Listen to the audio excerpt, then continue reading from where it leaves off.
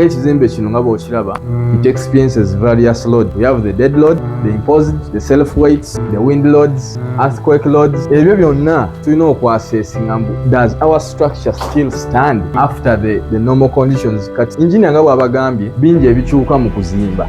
Structural engineer ayinza okuba yateekamu emiteema 6 netutuuka ku site engineer n'agamba abo boonoona tuteekemu 4. Kiraba kati ebyo byonna tujja ne tubyasesinga mbu yes wateekamu 4 naye does it still stand? Ono kyakola wano kola rebound test testinga concrete eyo okulaba nga to determining a class yayo. Tulina destructive methods and non-destructive methods. So that is non-destructive. Wakonye tolina kyojja kulaba ki. This is called a rebound hammer. Simpisa okumu abalunzi kino kyuma kyaffe era kikola rebound. Osindika booti nekubako impact kuno ku nkokoto yaffe nepima wano nekubuulira classes ziri impact. Funa average kwata kuba point emu akusooka okuba wano ne wano ne wali n'afuna average class. Ezo nzibanyonyi the destructive methods and the non-destructive